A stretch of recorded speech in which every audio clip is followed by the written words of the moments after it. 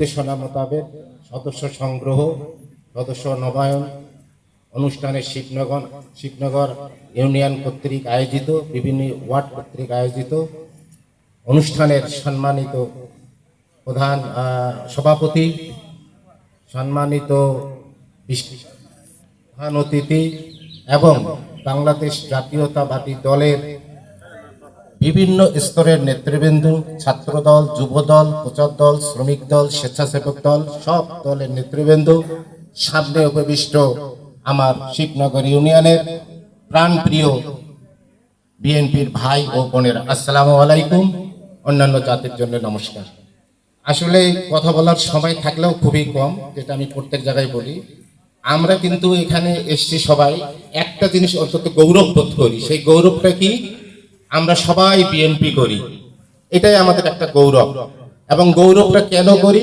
শহীদ president Ziaur Rahman, যিনি ছিলেন বহুদলীয় গণতন্ত্রের প্রবর্তক, অর্থাৎ তিনি বহুদলীয় গণতন্ত্র শাসন ব্যবস্থা কায়েম করেছিলেন।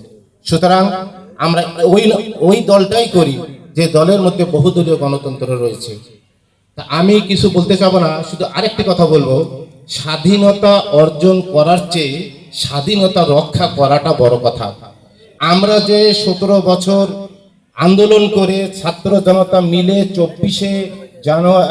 5ই আগস্ট যে স্বাধীনতা অর্জন করেছি, আমাদের চলার পথ ভুলের কারণে এই স্বাধীনতা যেন আমরা হারাই না ফেলি, আমাদের সেই দিকে লক্ষ্য রাখতে হবে। এবং আমি মনে করি আমরা কিছু কিছু ভুল অলরেডি করেই ফেলেছি, শুধু আমাদের ফুলবাড়ি না, বাংলাদেশের সব জায়গায়। তা আমরা চেষ্টা করব, আমরা এই ভুলগুলো যদি করি তাহলে আমরা কিন্তু সামনে অন্ধকার দেখব। কারণ আমাদের একটা সমকক্ষ দল তৈরি হয়ে গেছে, তারাও অনেক এগিয়ে গেছে। দেখা গেল তারা আমাদের কোনো পরবর্তী সময়ে প্রতিদ্বন্দ্বী না হয় সামনের নির্বাচনে। সুতরাং আমরা সবাই মিলে ভালোবেসে এই দলকে এগিয়ে নিয়ে যাব। আমাদের একজন প্রাণপ্রিয় নেতাও আমাদের মাঝে চলে এসেছেন, ব্যারিস্টার কামরুজ্জামান। তিনি অত্র এলাকার সন্তান এবং আমি যেটা মনে করি ফুলবাড়ি উপজেলার মধ্যে বোধহয় ভুল যদি না হয় উনি একজন ব্যারিস্টার।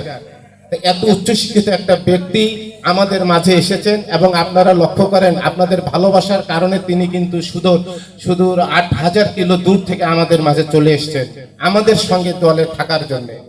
সামনে নির্বাচনে আল্লাহ যদি তাকে টিকিট পাওয়ায় এবং আমাদের দোয়া ভালোবাসাতে যেন টিকিট পায়, আমরা তাকে নির্বাচিত করে একটা সুন্দর সুশৃঙ্খল দল করব, যে দলের মধ্যে চাঁদাবাজ, সন্ত্রাস, অন্য কোন রকম অনিয়মের কোনো পালাই থাকবে না।